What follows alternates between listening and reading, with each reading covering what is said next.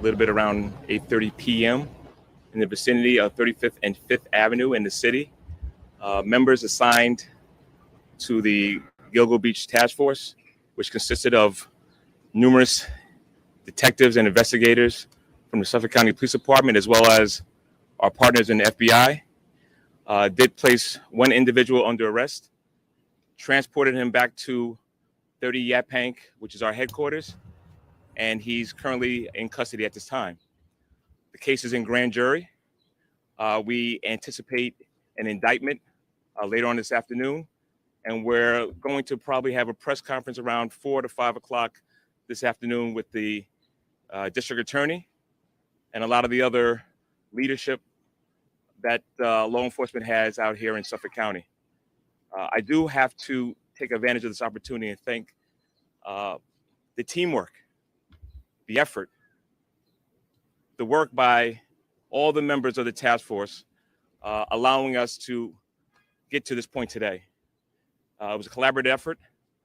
The resilient work that was done allowed us to place somebody into custody. But once again, there will be a lot more detailed press conference later on today, 4 o'clock, out in Riverhead at the district attorney's office. I'm going to pass it over to our county executive, Steve Malone. What's up, everybody? Thank you, Commissioner. Good to see you. This is my 12th year as county executive. I've lived with the Gilgo Beach investigation for my entire tenure as county executive. And I can tell you that during that time, the focus for me, members of our team, have been on bringing justice for these victims and closure to these families who have suffered. Today's developments take us a major step forward in doing exactly that. I want to thank all the members of law enforcement, but particularly here today, the Suffolk County Police Department, Commissioner Rodney Harrison. When I nominated Commissioner Harrison, I specifically spoke about one of the most important factors, and that is his background, his investigative background, his former chief of detectives in the NYPD, former chief of department in the NYPD, and that the focus that he would bring to the investigation. And he did that right from the start, even before he started visiting the site where the bodies were discovered, releasing strategically new information, reconstituting the Gilgo Investigative Task Force, and bringing together those law enforcement partners. And I want to thank all of our law enforcement partners. Certainly, I want to thank District Attorney Ray Tierney and his team for their great work. I want to thank the New York State Police, the FBI, and all of the law enforcement partners who have worked on this case for so many years. I want to thank our former police commissioners, Commissioner Tim Sini, who then was followed by Police Commissioner Jerry Hart when he was elected district attorney. Commissioner Hart is former head of the FBI. When Commissioner Sini came in to office, he immediately re-engaged federal law enforcement. And that was Jerry Hart, again, the head of the FBI. When she took over as police commissioner, she continued to work with District Attorney Sini, and he continued to work to advance the case. And now here we are today with this arrest taking place, this major development in the case, and moving closer to that goal that we have all been working towards. I want the public to know, the message to the public is that we have never stopped working on this case. There are police officers, Suffolk police officers, who started working on this case who have retired now. But their efforts, their dedication, it has never stopped, putting more resources into the case. There are people who talked about this case never getting to this point, never getting to this resolution that we see today, this development that we should see today. But it was the nonstop, dogged determination of the men and women of the Suffolk County Police Department, our investigators, and our partners in law enforcement, including the Nassau County Police Department. I want to thank Commissioner Ryder. All of that work never stopped. And a message to the men and women of the Suffolk County Police Department. My thanks to you and specifically the investigators here and the team working under Commissioner Harrison. I've always been incredibly proud of the men and women of this department. This is one of the finest law enforcement agencies in the nation and the world. And I'm proud of the work that they've done here to bring us this much closer. The work is not done, and you will hear more details on that later today.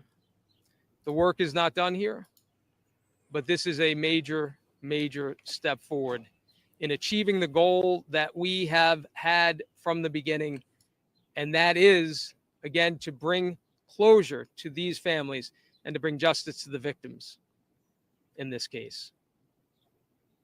There'll be more to discuss later. Thank you very much. We're not going to take any additional questions at this time. There'll be more to discuss later. Thank you very much. Crazy. Let me see if I have anything else on this.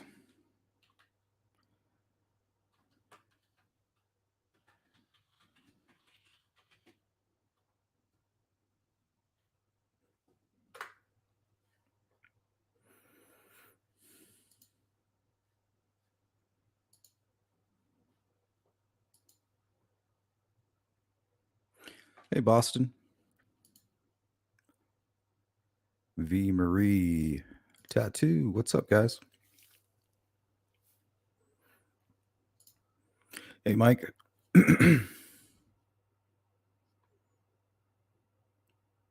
He used one of his victims' phones and it pinged at his building. What the hell was he doing?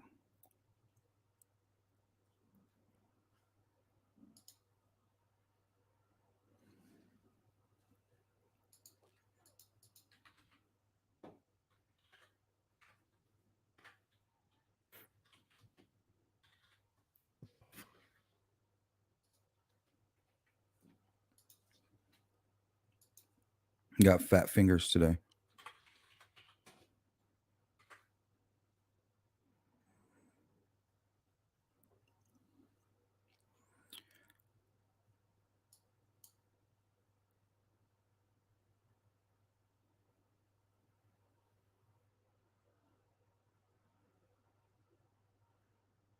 Looks like Fox Austin's been covering it all morning. Let's see what they got going on.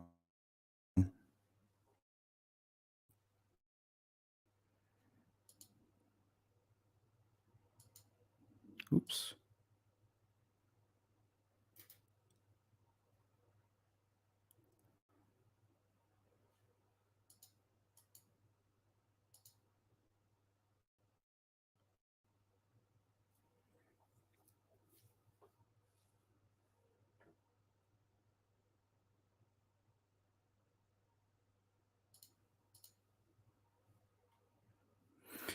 No, my computer's acting all weird.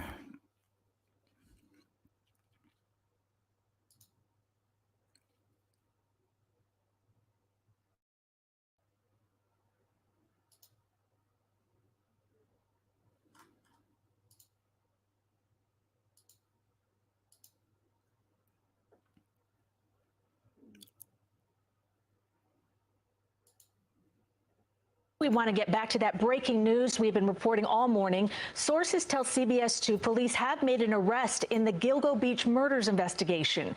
CBS 2's Natalie Duddridge joins us live from the newsroom with the story. Natalie?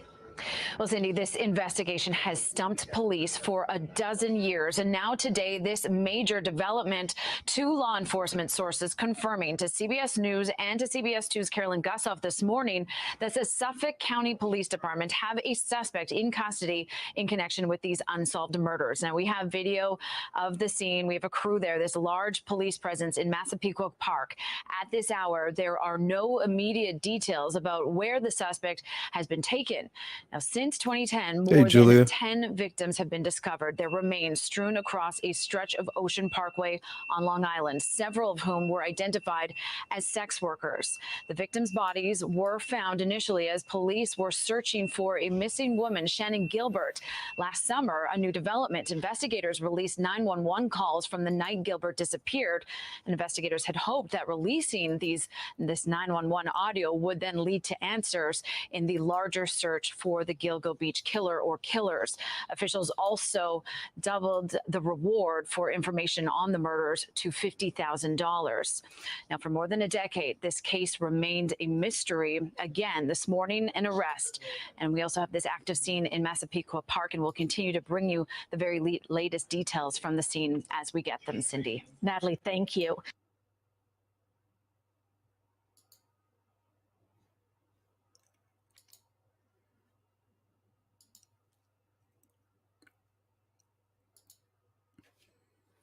Come on, mods. If I beat you to blocking these people, that's not good.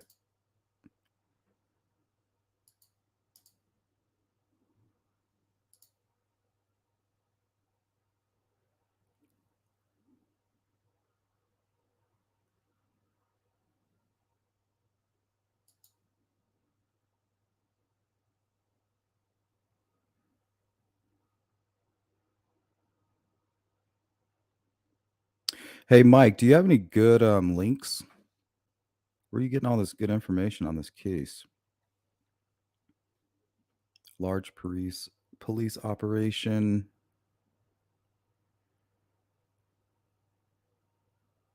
I'm looking for a long video.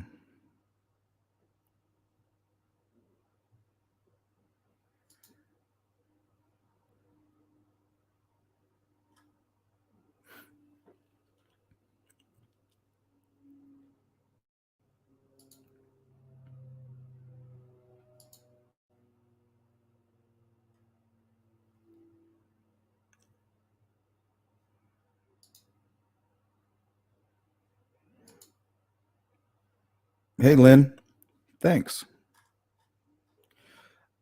All right, let's just find an article here. I can't find any good videos. Let's try this one from CNN.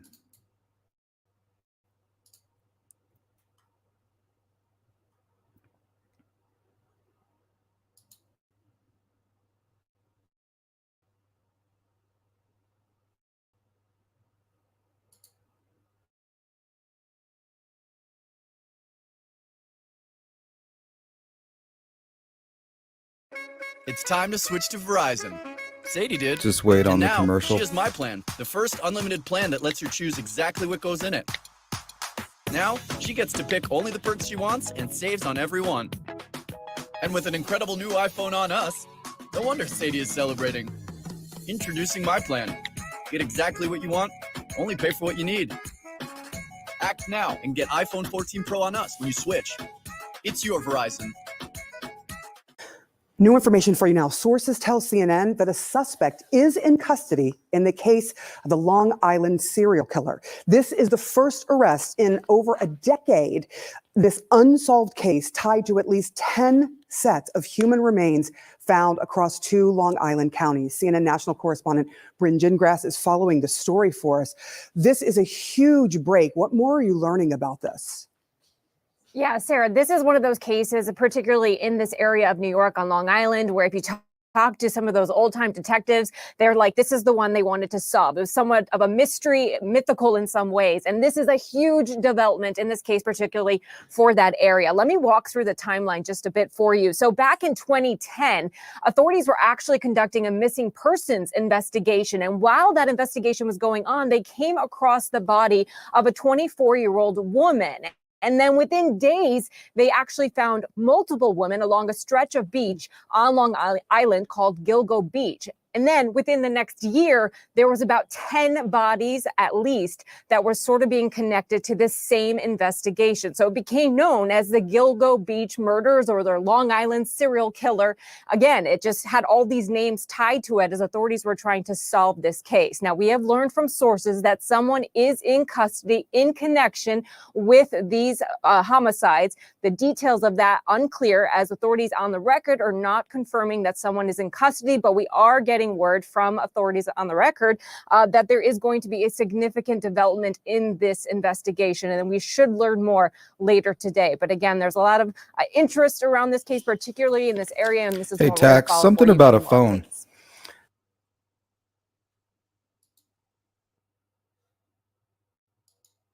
It's time to switch to Verizon. Sadie did, and now she has my plan.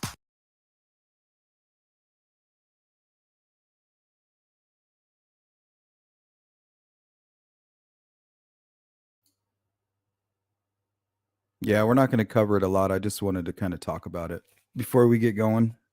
I don't know a whole lot. I learned about it this morning. I was hoping you guys would have some information. Looks like Mike has quite a bit. Good point, Boston. Let me see. Seems like a successful businessman. They're suspect. Mike's on it.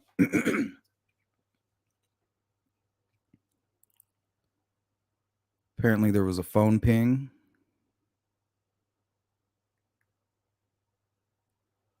Around the time it happened, but it led them to a building and that narrowed it down. Nice.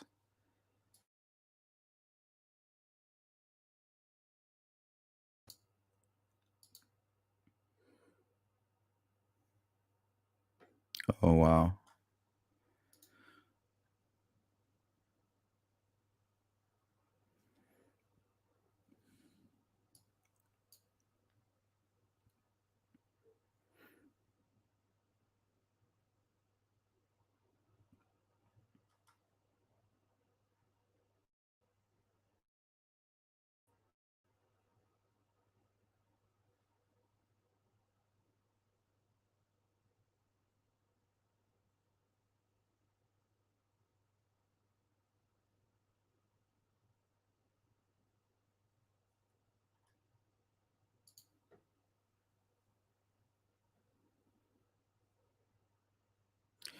Wow, looks like they found some other guy.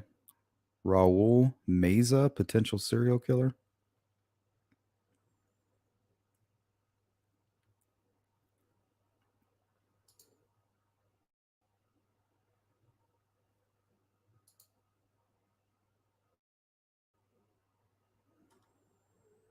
This one's from the New York Times. Suspect arrested in a serial killings. Here, let me zoom this in for you guys.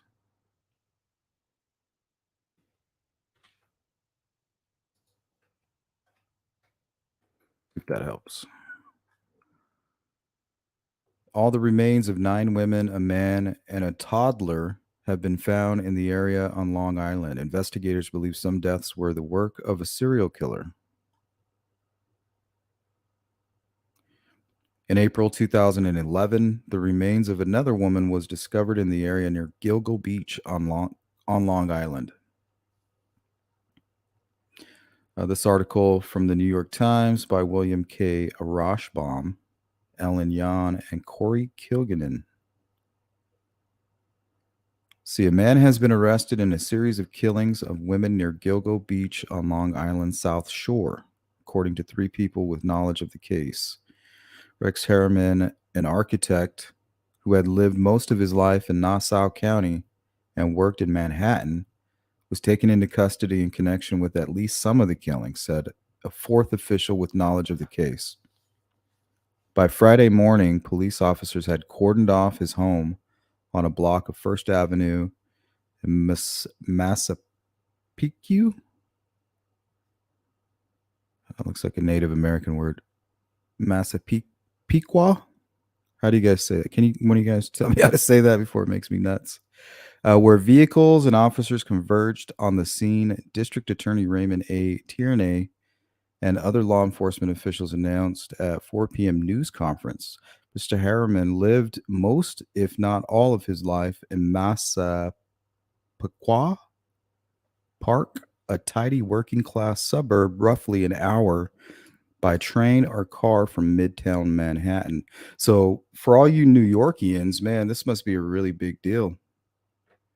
This guy terrorized this community for a while.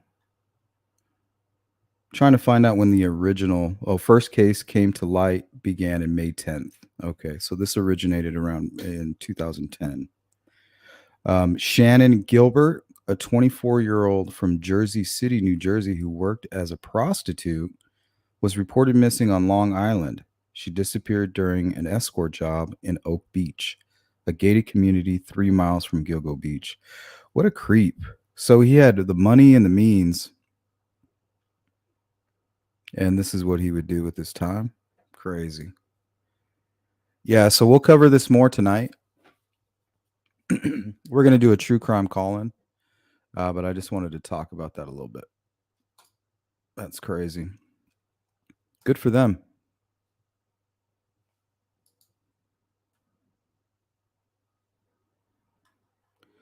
All right, let me zip on down here to the bottom.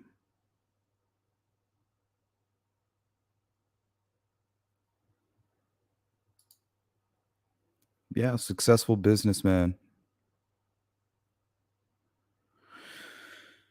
But out of his mind, unfortunately.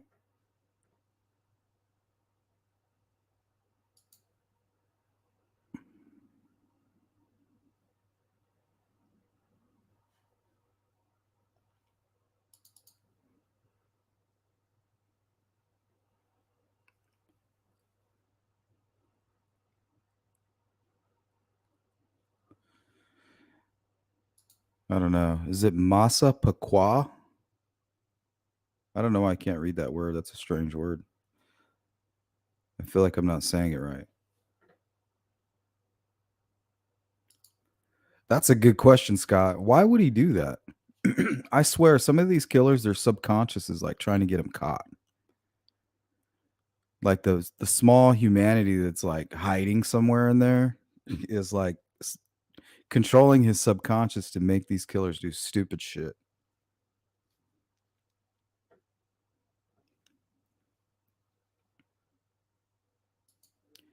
Massapequa. Yeah, that's how I was saying it. It seems weird. Oh, yeah, he seems like a very cocky person.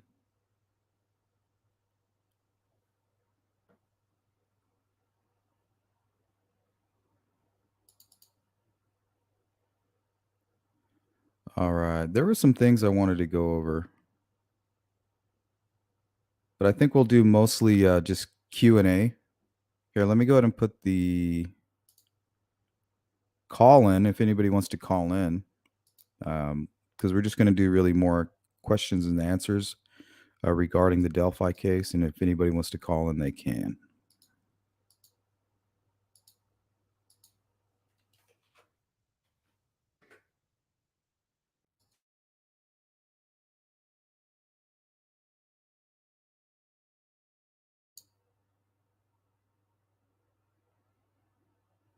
Yeah, Marvel says he definitely can't claim insanity if he's running a business. Well, I mean, just the way he killed him, I don't think you're insane if you're calling a call girl.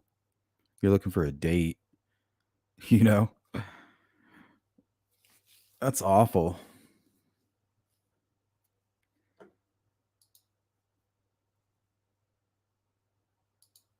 Thank you, Shadowbox. Massapequa. What?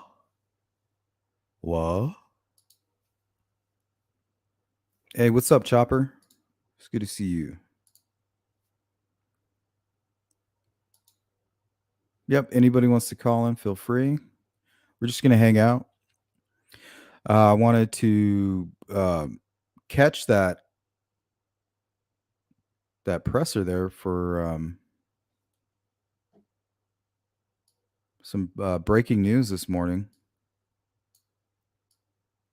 I just can't believe that guy was calling the victim.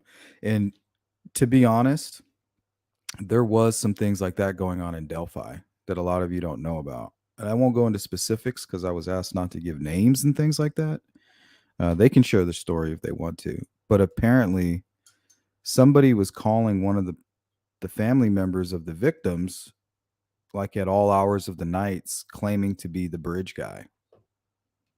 And when they would answer, it would like make little comments and shit.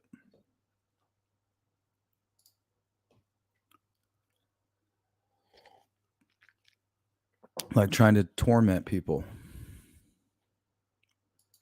I always thought it was just some sick troll. You know, that's how these trolls are. They don't give a shit about anybody, not even themselves.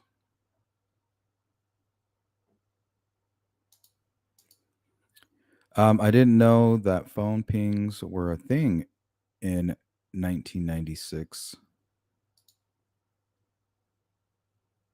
Guess so.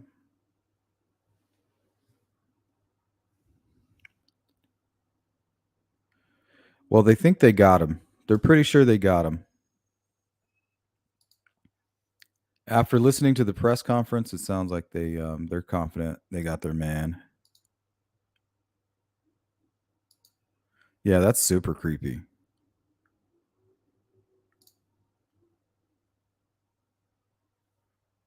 Julie Barnes, for Delphi, I'm confused why the killer would leave Libby's phone under her body. I don't think he left it. I don't know if he was thinking about the phone. I have more of a feeling that Libby preserved it. I think the reason the phone was not found by him was because of her actions. You know, for all we know, that's why he got mad and killed them, because he wouldn't give up the phone. She wouldn't give up the phone.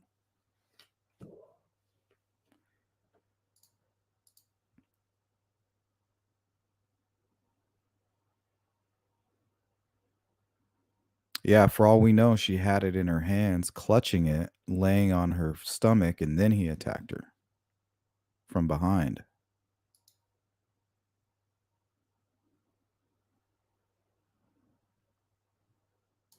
Yeah, and it who knows? You know, they have these crash site reconstruction engineers and scientists who kind of try to recreate the collision. So I mean, anything could have happened. You know, she could have been running, he could have grabbed her, the phone fell. They could have went over here, came back, and then landed just by chance on top of the phone.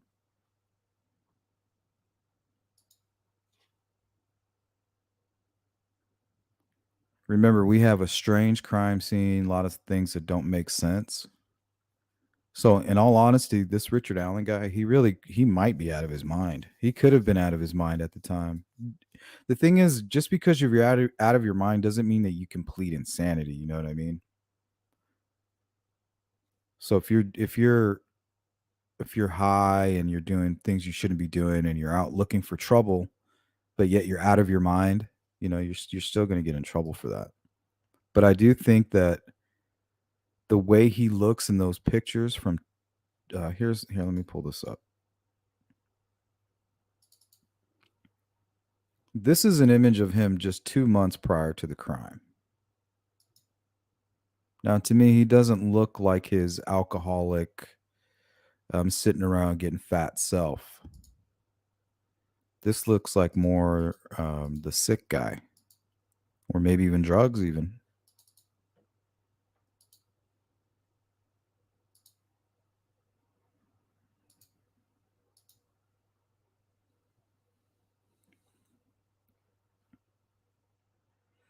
So, I mean, look at this area here. Like, he looks really slim down. Like, his arm looks all skinny here.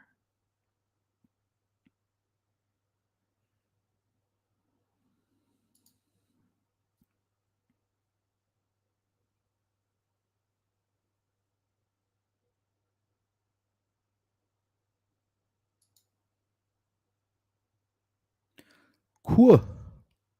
Thank you, Cynthia.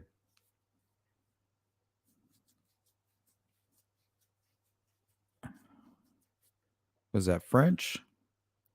French or Native Americans. Sometimes they're kind of merged together.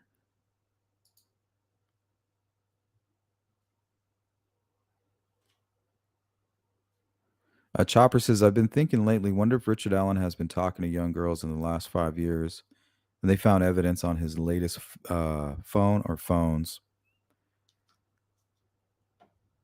Yeah, you think it would be hard for somebody like him to stop doing it, especially if he thought he got away. Maybe that's what they were hoping for. They're like, we know that this killer is active. I still have a feeling that he was on the top of their suspect list for some time. And they are trying to protect some methods or something the best they can, some type of strategy that they use. They don't want to talk about that. But I think it also has a lot to do with them not arresting Keegan Kline, maybe some direction from the FBI. Because if this is some huge CSAM ring, right, it probably crosses into other state lines. You're going to need the FBI for that. And if Keegan, I mean, why else is he running? That's why he left. You know, he knows the people who were most likely responsible for this crime. He doesn't want to be anywhere near that. You know, that was his chance to get out of there. He's like, man, you know, look what these people are doing to me. They're destroying my life. And eventually that's what happened, right? They destroyed Keegan's life. And I do believe it is a big part of the crime. And so did the FBI. They didn't arrest him. They watched him. They followed him. They used him as bait, basically. But these killers were smart enough to know not to go that route. And maybe they did go that route and they used the profile, because we know they asked about the Yellow app, the Yubo app. Maybe that's the best they had. Was the only time the account was ever accessed again was through maybe another platform. And they wanted to include that in the public information just in case it could help some way, in some way. Hey, EO. Good to see you.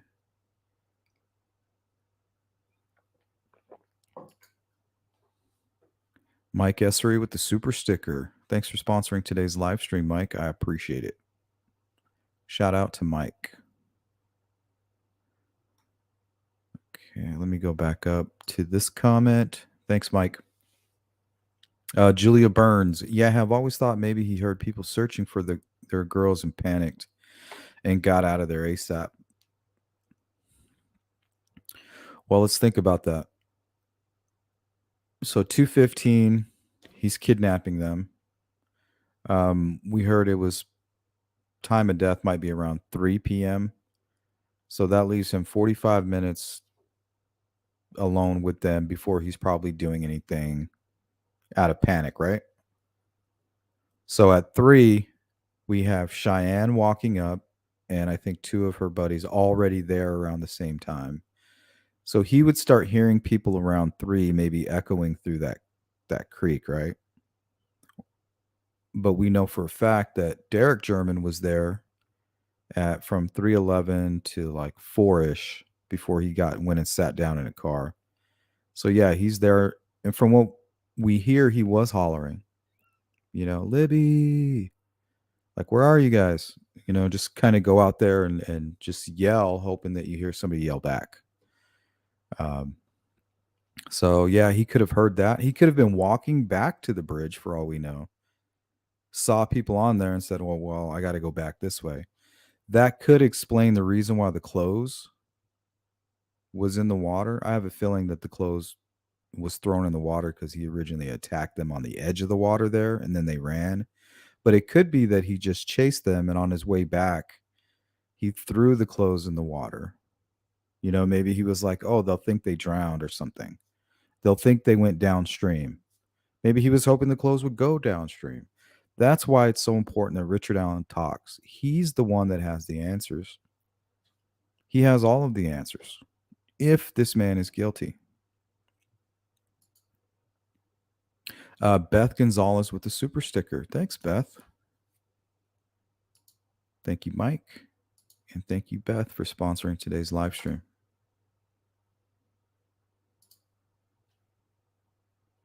Hey, Miss Thang.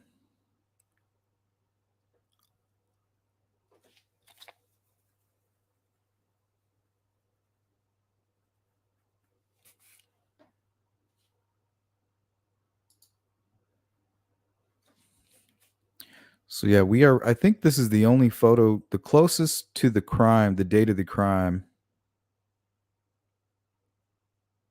that we have of him. And this is the same guy doing that weird dance. Remember? The little pool table shimmy. So maybe that was drug abuse. Is that what we were seeing? Him high? Kind of seems like a little high dance. Like, ooh, you know, I'm just out of my mind.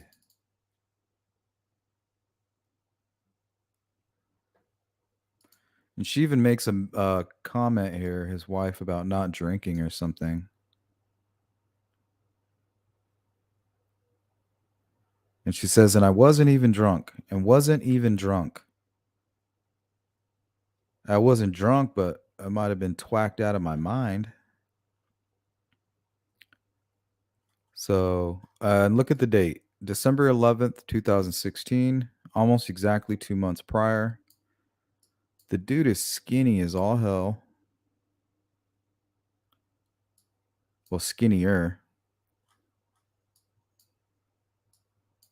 Let me see if I have that video. It's a weird one.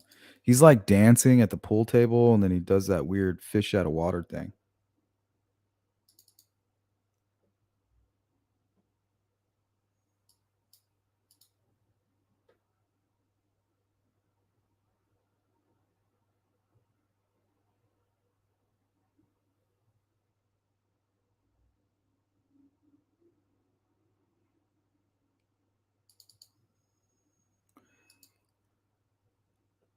The leprechaun shuffle. Oh my god. That's the funny. See, look at, if he's not drinking, what's wrong with him?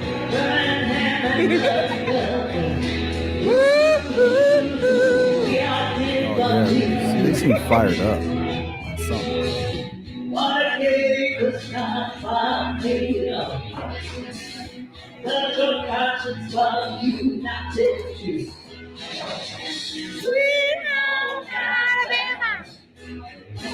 Dance, baby.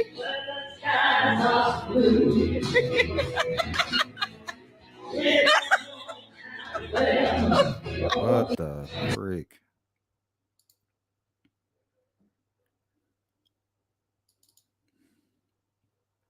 There's your Delphi suspect 2 months prior to the crime.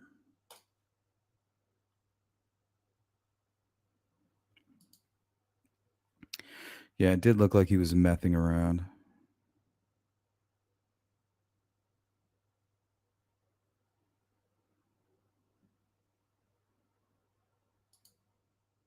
Worst karaoke.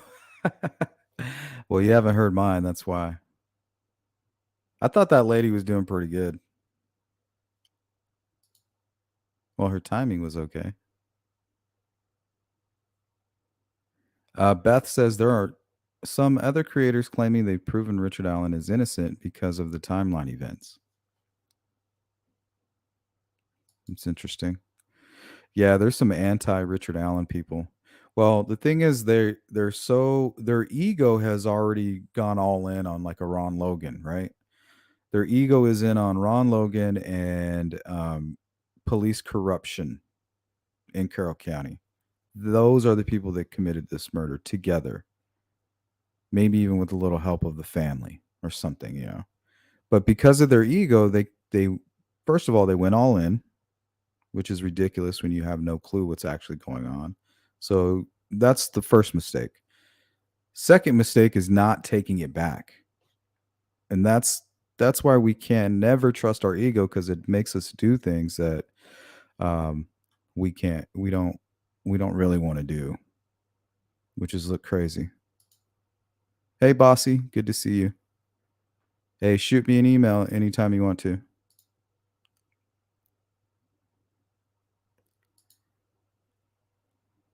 Colette, good to see you.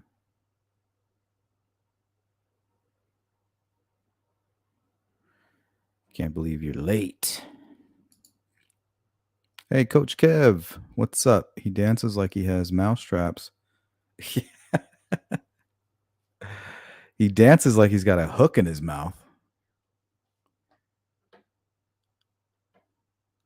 Looks like somebody finally turned him into the catfish that he really is.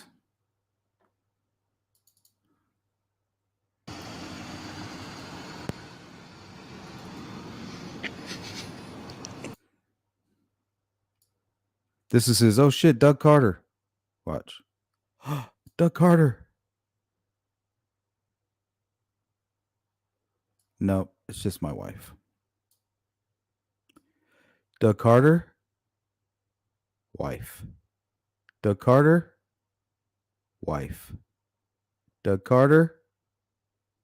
Wife.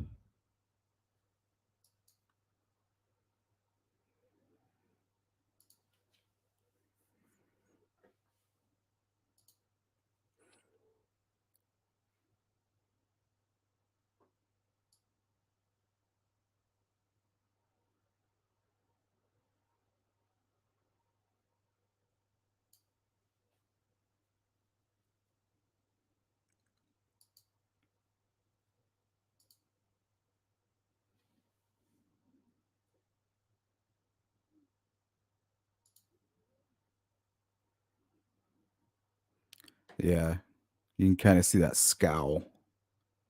But look, this is the coward right here. Huh?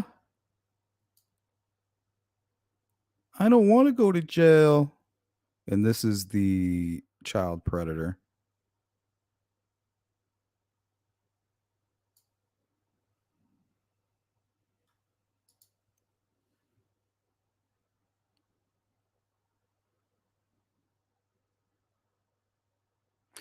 Public art critic, good to see you, says this case had the strangest pressers. There's a reason for that. Yeah, this whole case is weird. I mean, there's a reason why we cover this case. This is going to be the catalyst for everything that we do moving forward. And what better case than probably the strangest investigation that's ever taken place? Not because, well, right now it looks like a little bit of, I really don't know. I want to choose my words correctly, but I feel like we shouldn't judge too harshly until we know everything that's going on behind the scenes. Because every time we see Doug Carter talk about the case, he wants to tell us, and he keeps saying it. He's like, "Man, I really want to tell you guys what's going on. I really wish that I could, because I see that it's troubling you. You know, I want." And then you have two separate personality types that say, okay, I can see the goodness in Doug, and he really does want to tell us he's doing his job. I need to be patient. That's one personality type. The other personality type is Doug Carter is the killer. You know, he's involved. He knows Mike Patty. They're in a secret society together, and they're in on this. You know, that's what we're dealing with. It's tough.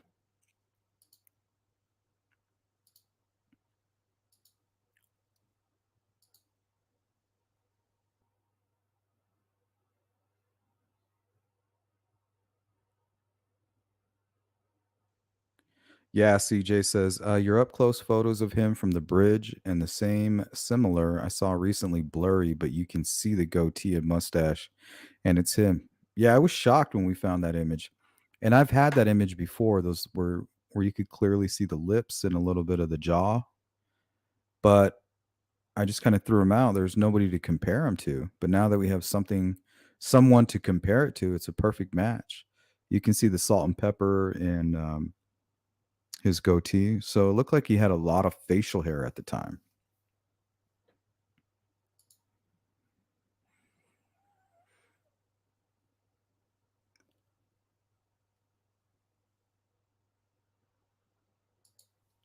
Kate, what's going on? Sleuth thought they got back to Richard Allen via the phone. Well, we don't know. That's what I'm thinking. I'm thinking they were searching that river, found the phone. Something in that phone led them to Richard Allen, or a piece of information within the phone they found.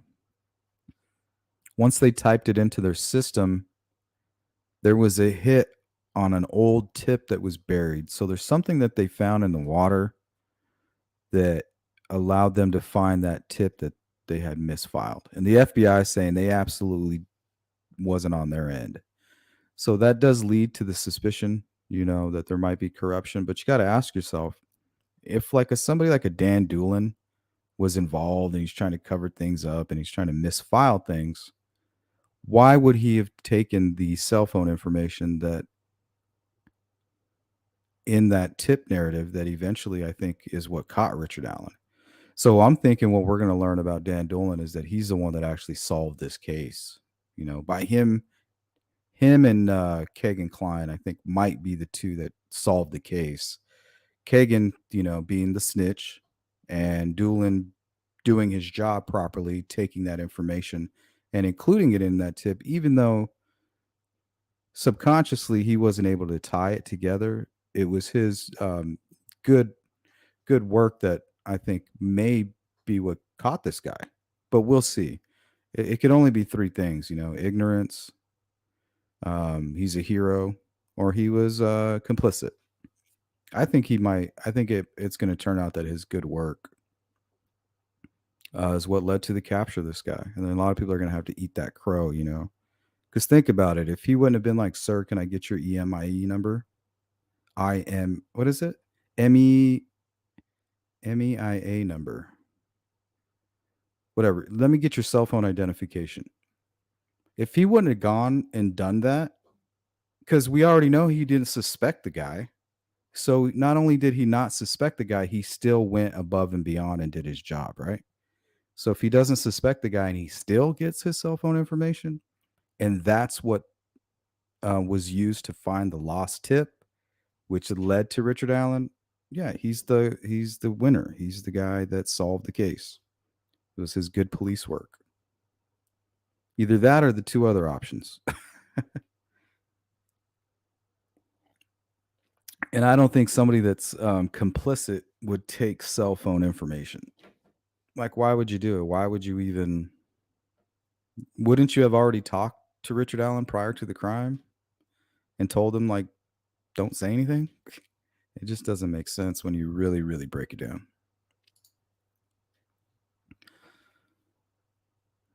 Mr. Swords, laugh out loud, Doug Carter. He was seeing Doug around every corner. Yeah, you guys want to see the Doug look again? Oh shit, Doug Carter.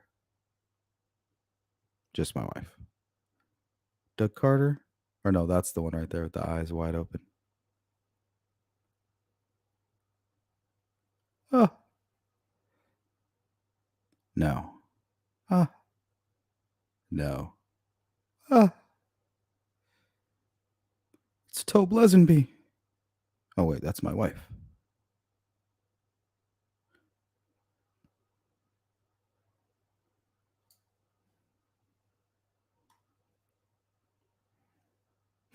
Seriously, does he not look like, oh shit, somebody's recognized me?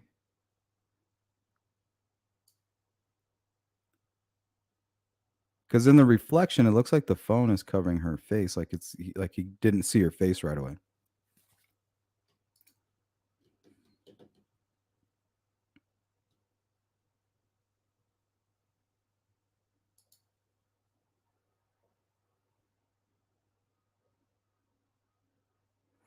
Kate says, I was going to call Richard Allen's number when Sleuth found it, but I thought, no, everybody is probably calling it. That's the first thing I did when I seen that, and I was like, oh shit, that's his number. I called it right away.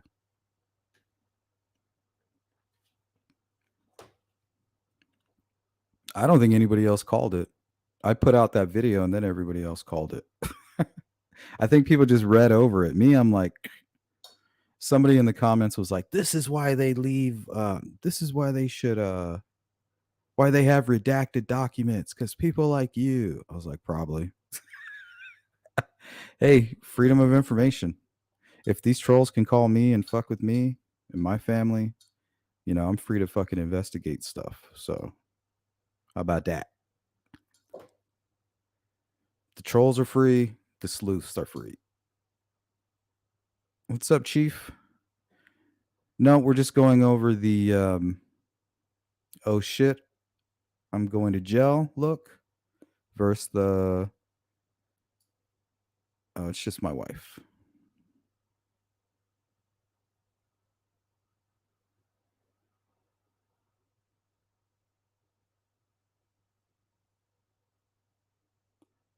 Oh shit.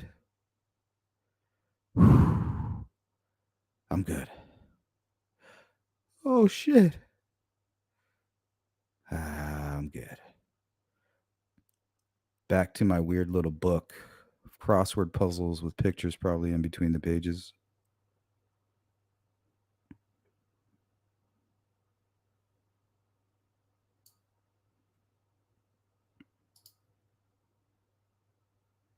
R&B. Did victim 1 and 2 mean the order in which the girls perished? Anyone? Yeah, I believe that somewhere it says that. There are some document where they state something about that. Like we're going to go ahead and list them in order.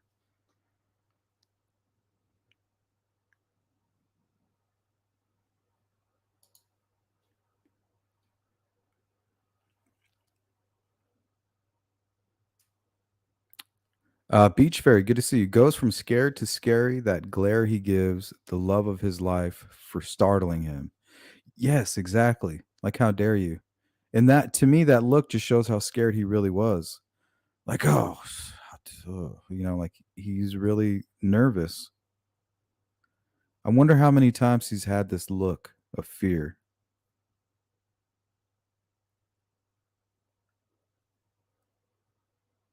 It's like, oh shit, one of them damn YouTubers. This is why I don't go to Lafayette. The YouTubers got me. It's like, no.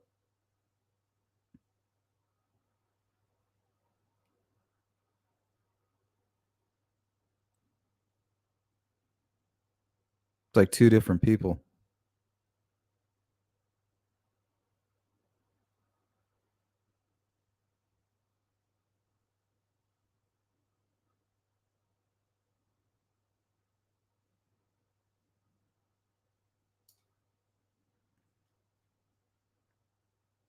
If you showed me this image and said, hey, is that the same image of this guy? I'd be like, I don't know.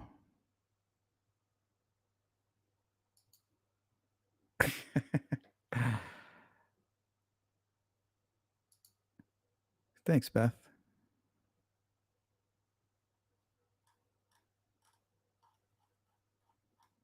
All right, guys, we're going to start winding it down here.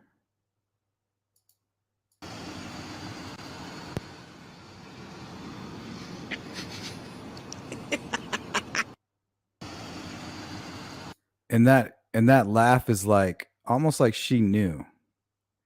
Like, ha ha ha ha, he thought I was the cops. Ha, ha, ha, ha.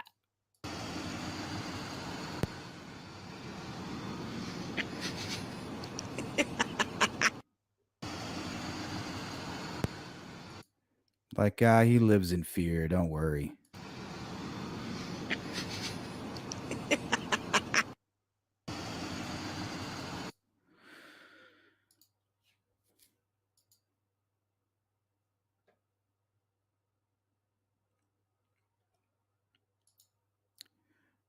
Yeah, that is a cackle for real. Shout out to Mike and Beth today for sponsoring the live stream. Thank you, guys. Appreciate you.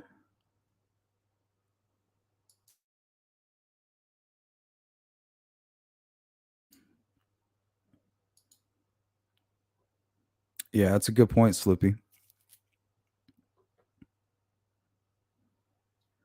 Can't hide those lion eyes.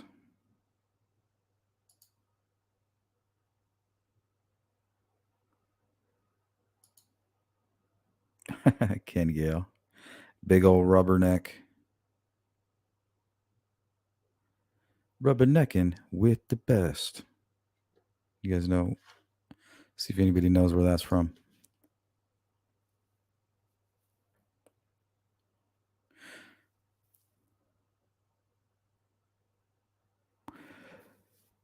Kevin says the wife seems like the annoying type to always be filming and putting dumb shit on Facebook. So typical American then. I do that shit all the time. Typical American. Yeah. Who knows if she's involved? I don't know. But I mean,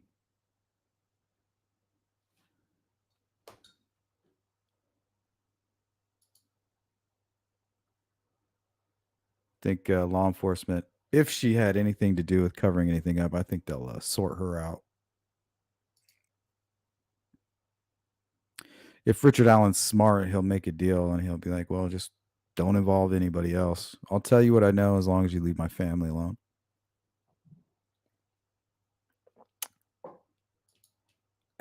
Beach Fairy and Julia. Rubbernecking with the best. They like make fun of that Super Bowl song.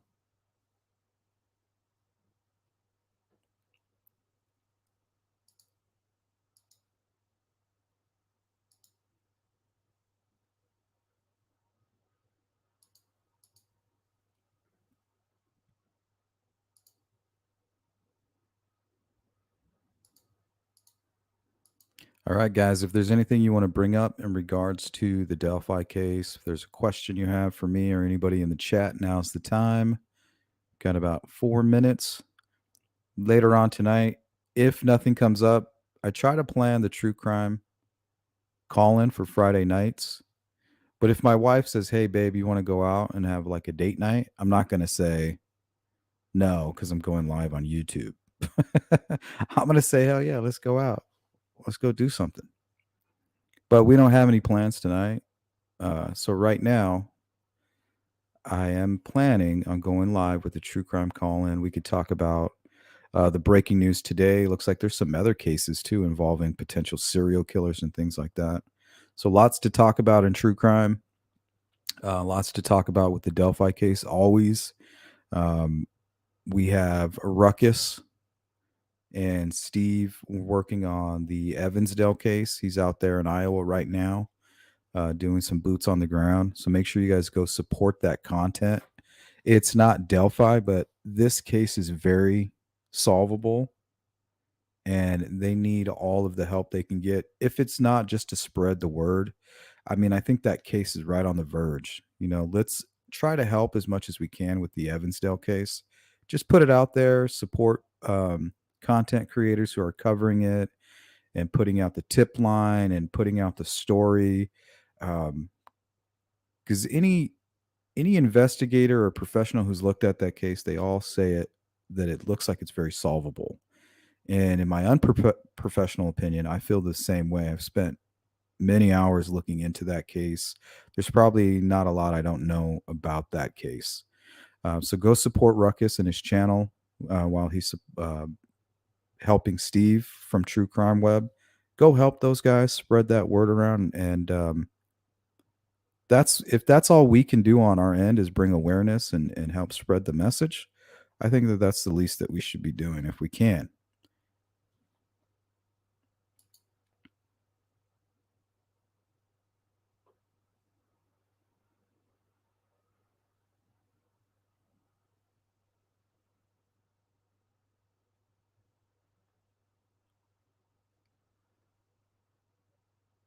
Nicely done. Hello. I think there had to be a discussion about it in his household.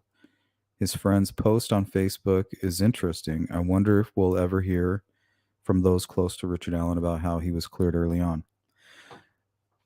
And I've been saying this before Richard Allen was busted. I said it before Anthony Schatz was arrested. If you go to my old live streams, I said it a million times that there were people going out on social media pushing a narrative. It wasn't a very successful push, but I could see it with my own eyes. It was a program.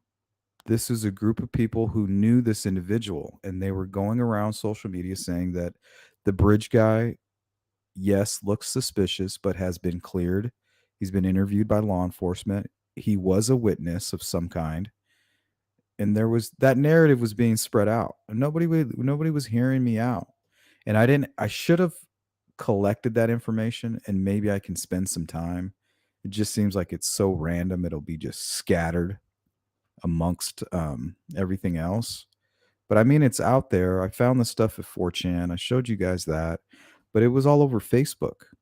I'm sure some of you guys out there with those Facebook groups and things like that might be able to kind of scour through that information, might be able to find it.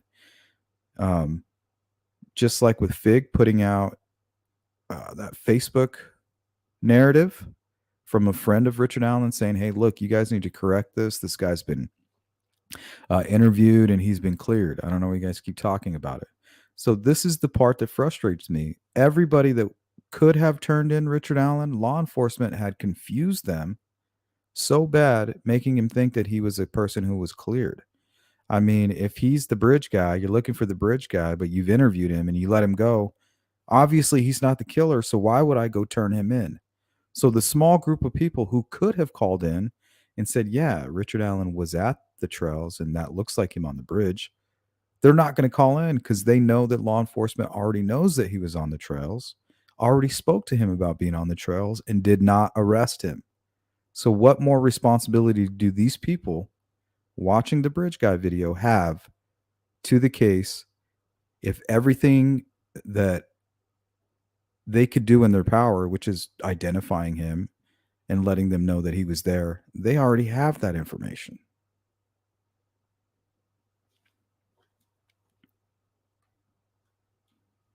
Well, at least maybe they didn't know they had the information, right?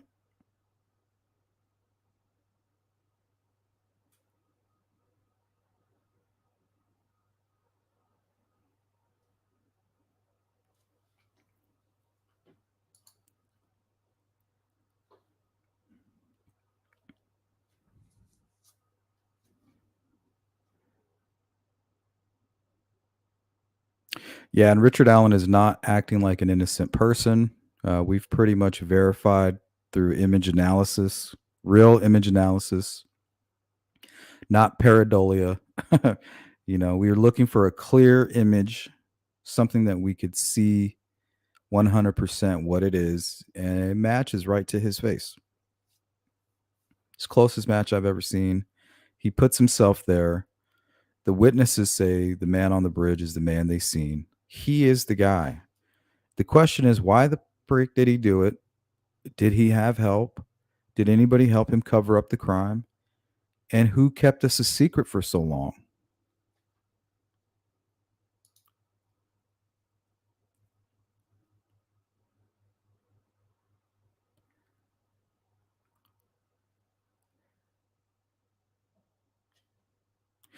Kevin says, heck, we were told for 5 years there was no social media connection.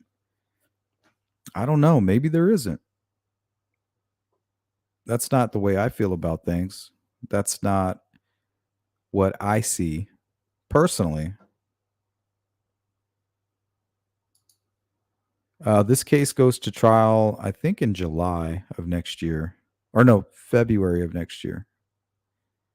But there's a lot going on. I don't know if it's going to make it to trial.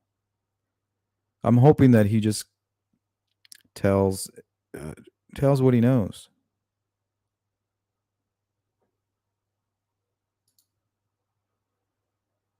Yeah, January.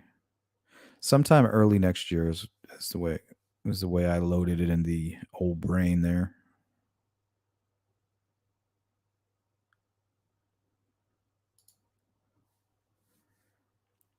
Yep, voice is dead on. Voice, face match, it's him. The guy said he was there. He said he was dressed like that. And the thing is Richard Allen is one of these people, he's smarter than people give him credit for. So him saying like, yeah, I was wearing a blue Carhartt jacket. I think what he meant was I own a blue Carhartt jacket, but the jacket I was really wearing that day is long gone. But if you want to go check the blue Carhartt jacket, you're not going to find anything, right? Because of course I'm going to admit to that. But I don't think that that's the jacket that he's wearing out there.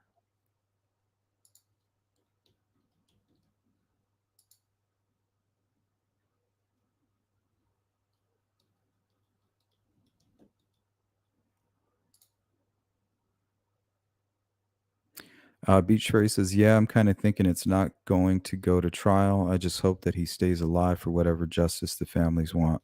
Yes. And he needs to spill the beans. He needs to take this opportunity. He has an opportunity here.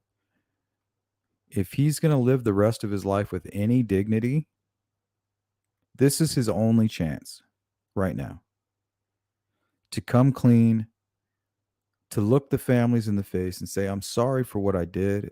I don't know why I did that. I'm going to face the rest of my life in prison.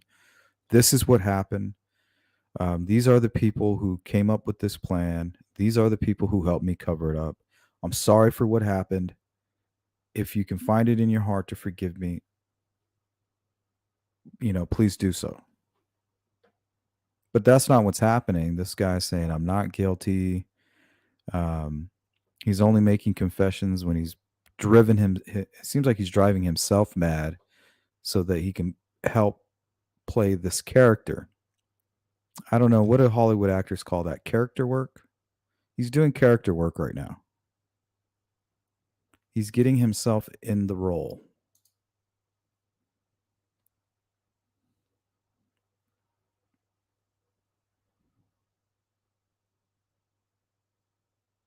Nice.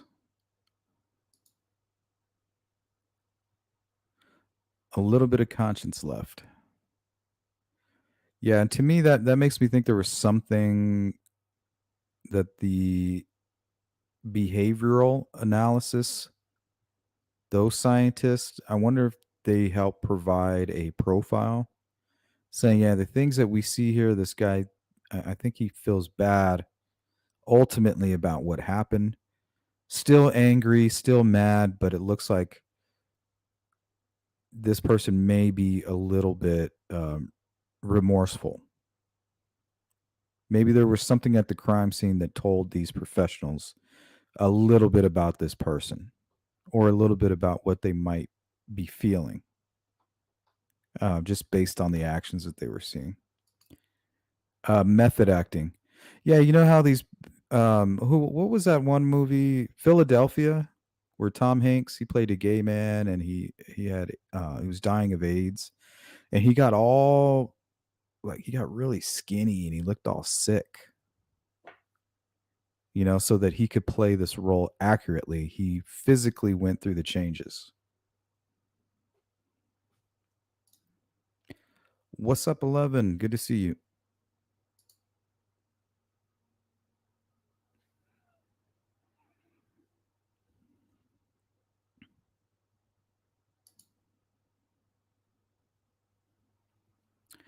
All right, guys, we are going to get out of here.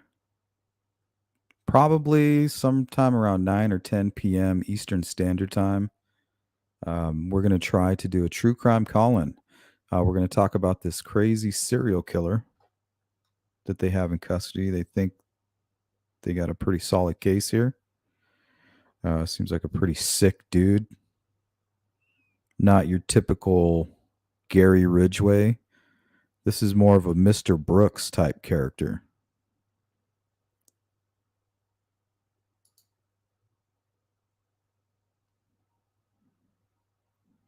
Yeah, he was good in that one. What's up, Anthony?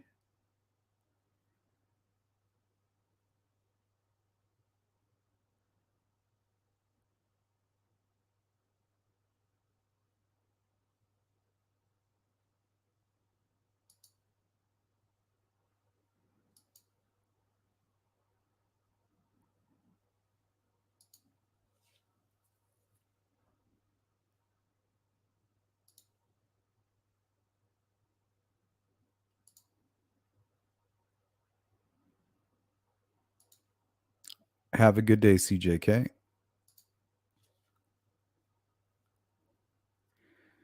Mr. Swartz, I agree. Looks like Richard Allen is the man. But if you, anyone who thinks he's guilty, were chose to be a juror, could you look at this case unbiasedly? Me, no.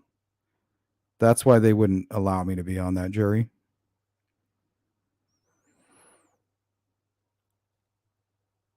But they will find an unbiased jury.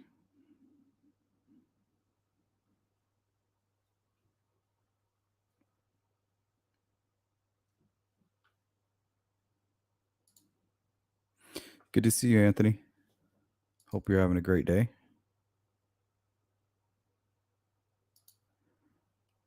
Yep, I did all that, Beach Fairy. Hope to see you guys later. This will also give me an opportunity to kind of look. I have some people sending me some information on this Gilgo Beach serial killer, Rex Harriman. He looks like a normal guy.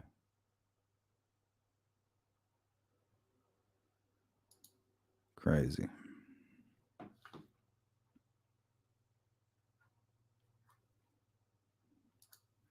Yeah, if you guys could hit the thumbs up on the way out. If you're not subscribed, please do so now. And if you're catching the replay a year from now, shout out to you. Drop a comment.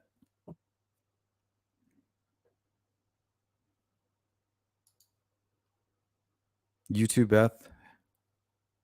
Hopefully I'll see you later today.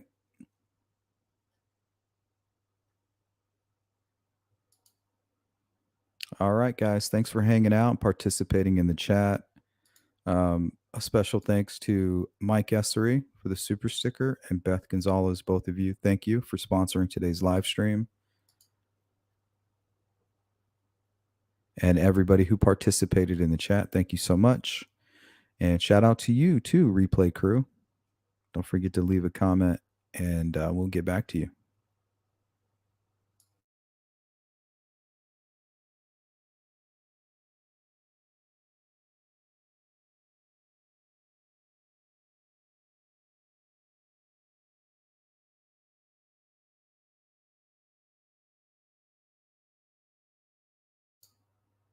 Hey, Slatherings, good to see you.